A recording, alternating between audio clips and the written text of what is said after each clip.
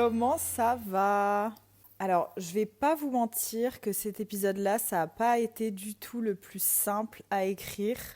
Ça n'a pas été facile de me replonger dans ce sujet, mais je me suis promis d'aborder tous les sujets justement qui ont pu m'aider. Et maintenant que les plus gérables, on va dire, pour moi, ont été déjà faits, maintenant il va falloir aborder des plus compliqués. Tu sais, c'est un peu ceux que tu mets sous le tapis, quoi, que t'as pas, tu fais un peu l'aveugle. T'as pas trop envie de le voir, ce sujet. Mais c'est pas grave, parce que même si là, tout de suite, je suis toute seule en train de parler à une caméra et avec un micro, je sais qu'on le fait ensemble.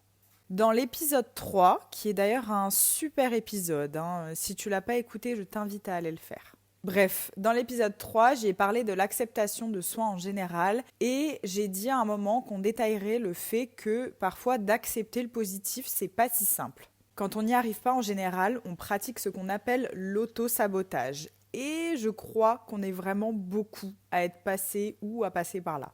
Pour une fois, on va commencer cet épisode avec une petite définition. Je l'ai trouvée sur Google, alors tu peux vraiment aller la lire à tout moment, j'ai rien inventé. Mais je l'ai trouvée assez parlante et du coup, tu vas tout de suite pouvoir voir si tu te sens concerné ou non. Donc, je l'ai noté. L'autosabotage, c'est quand vous vous retrouvez à faire quelque chose qui n'est pas dans votre intérêt ou qui est carrément malsain pour vous et que vous ne pouvez pas vous empêcher de le faire quand même. Il se peut que vous ne vous rendiez même pas compte que vous le faites.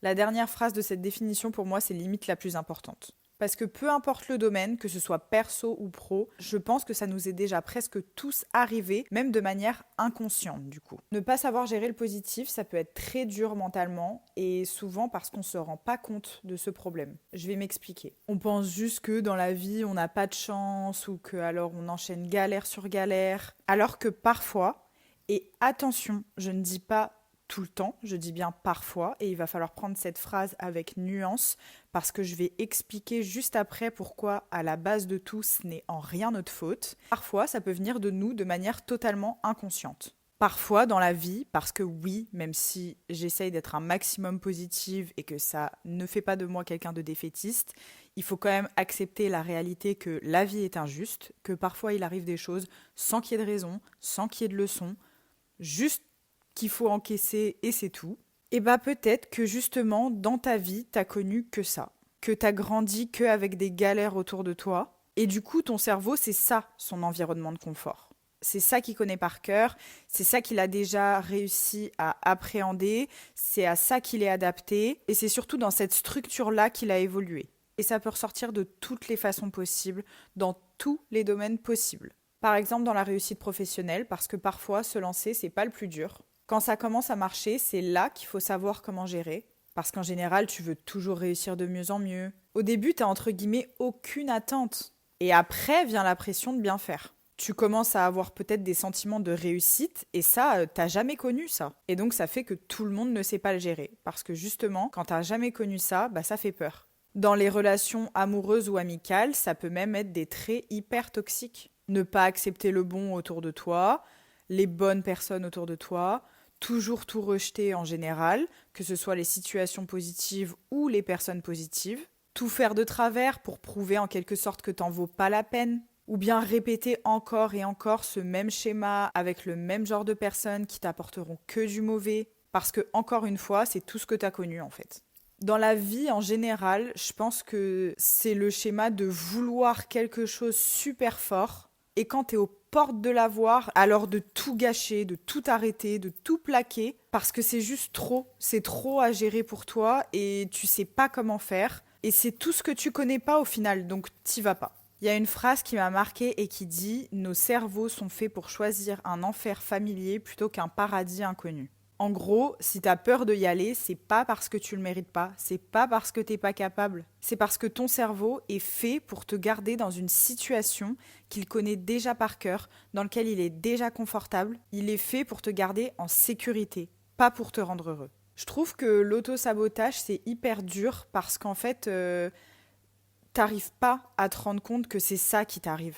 Je trouve ça compliqué que tu réussisses à déduire que ce qui est en train de se passer et le pourquoi du comment ça marche pas pour toi, bah c'est ça, c'est le fait que tu es en train de t'auto-saboter. Parce qu'il faut se faire une telle violence pour aller à l'encontre, pour dépasser ça, etc.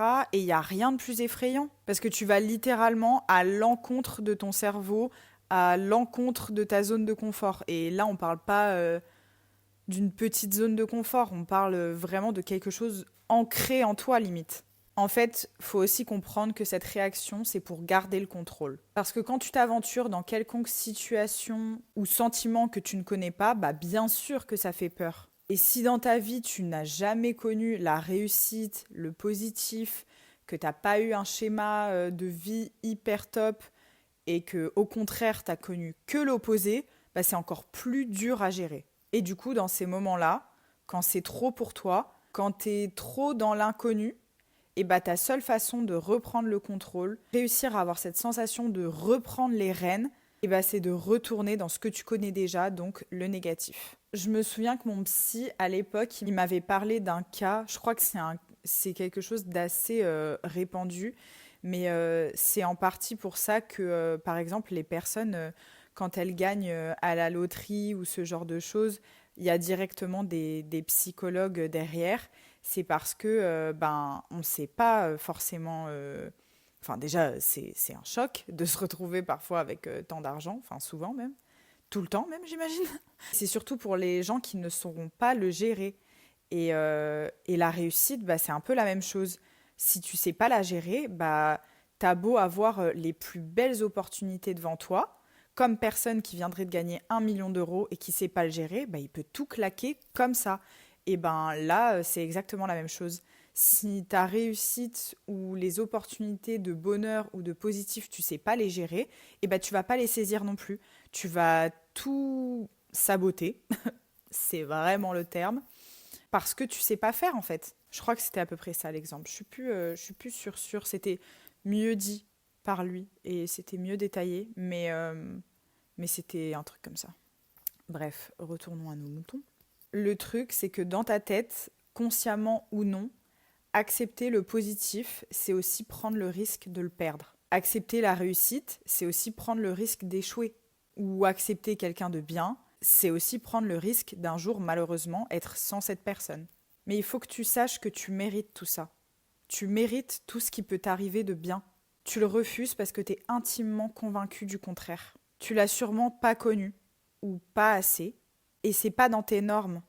Donc automatiquement, dans ta tête, tu le mérites pas. Mais c'est faux. C'est ouf comme au final, on en revient toujours à la même chose. Tous les problèmes un peu, tous les troubles viennent du lâcher-prise et de l'amour inconditionnel. Tout tourne autour de ça.